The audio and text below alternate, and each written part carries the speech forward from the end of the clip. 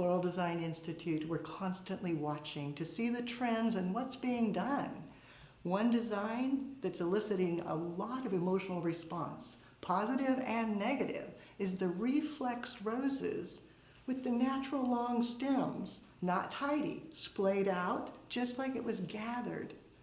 Let me show you how it's done. Then, I'd love it if you let me know, do you like it? Do you hate it? Are you ever going to do it?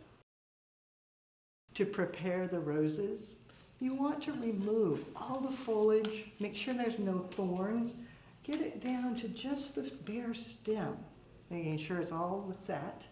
Then, it's better if they're a little older.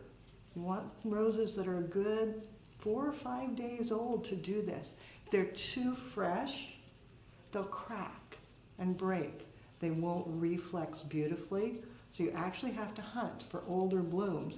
Then you also have to know which varieties do better than others. Experiment with it before you get started, because if it doesn't work, it just doesn't work. It's not one of those maybes, it's a definite no or a definite yes.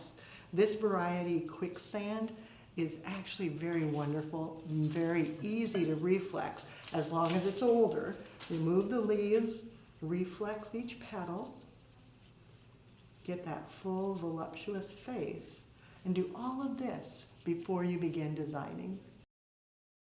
To begin the bouquet, pick one of your longest, straightest stems, double check that it's reflexed well, then go back and add additional roses just below its neck so that you're extending downward, pulling your eye down to the base. Then give it a tie. Secure it so that those don't shift on you. Just kind of locking it together. Then go back, add additional roses, keeping that as your center. Then angling out just a bit, and turning, angling out a bit, turning. And you can see it starts forming a nice soft bouquet. You can have some come a little taller, some a little shorter, so that you've got variation in their height. And then again, tie it off. That way it doesn't shift in your hands too much as you're working. As you add additional roses, go ahead and extend them even further so that it gives you a nice rounded bouquet, but with a softer look. You don't want it to be really mounded. You want it to look a little more natural, like they just went out and picked up a whole bunch of reflexed roses. Now that sounds like something you would find in the garden, right?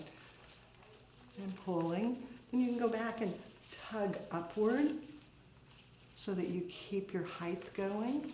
Turning. Letting the stems extend outward. Then when you get everything in your hand, double check. Give a little tug here and there for size difference. Tuck some in lower so that you've got variation on the height. Turning. Needs to look good from all sides. And then when you're happy with the placement, go back and tie it off one more time. The recipe, 20 Quicksand roses. That's all. Stems splayed out. To finish it, just take ribbon and wrap around, concealing the bind wire. Leave the trails long. Now that we are having longer stems, I think you're going to start seeing longer ribbon. But don't cut it short. The stems need to look like they were just naturally gathered and splayed out. Don't tighten it up. Keep everything tidy and concealed at the top, but the bottom, much more rustic. This is definitely going to be one of those bouquets that has a lot of emotional response. Do you love it? Do you hate it? I doubt if there's much middle ground. The heads all being reflexed, the stems splayed out. It's a unique style. You'll find more creative inspiration, probably not another one like this, but lots of things with roses on the website, flowerschool.com. Now it's your turn. I challenge you. Find 20 roses, reflex, get that new bold head statement, and create a bouquet with the long stems. See if you like it. Post it on social media. Yes, be brave. And hashtag Floral Design Institute. That way we all can see what you do when you do something you love.